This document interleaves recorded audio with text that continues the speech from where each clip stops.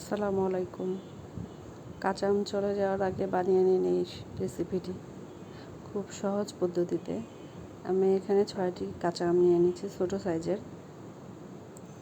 ধুয়ে ভালো করে চিকলাটা ছাড়িয়ে নিয়ে সিদ্ধ বসিয়ে দিয়েছি একটা প্যানের মধ্যে। দিয়ে দিলাম হাফ চামচের মতো লবণ। আমটা সিদ্ধ হয়ে গেলে সেটা থেকে পিউরিটা বের করে নিয়ে আবার প্যানে বসিয়ে দিলাম।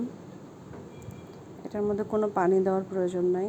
দিয়ে দেব চিনি, পরিমাণ মতো চিনি, যে যেমন খেতে চান। আমটা একটু টেস্ট করে নেবেন কেমন টক আছে, সেটা অনুযায়ী চিনিটা দিয়ে দিলেই হবে। এরপর আমি একটু ফুড কালার দিয়ে দিলাম, যেহেতু এটা আমি কাঁচা আমের আমসত্ব করব, তাই কাঁচা আমের একটা রং থাকলে ভালো লাগে। গ্রিন ফুড কালারটা দিয়ে দিলাম।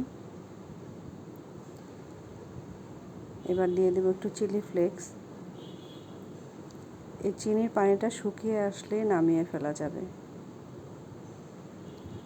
আমসত্ত্বে সাধারণত দোকানের কেউ চিলি ফ্লেক্স দেয় না, আমি দিয়ে দিলাম একটু ভালো টেস্টের জন্য।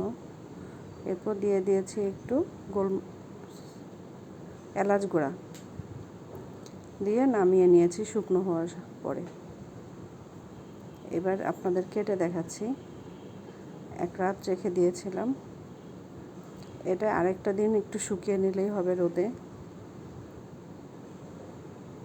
যেহেতু আমার হাতে টাইম কম, তাই আপনাদের একটু কেটে দেখিয়ে দিচ্ছি কতটা স্মুথ হয়েছে। দেখেন কাটার এটা দেখেই বোঝা যাচ্ছে। এরকম পুরোতে থাকবে। খুব সুন্দর হয়েছে। আল্লাহ হাফেজ।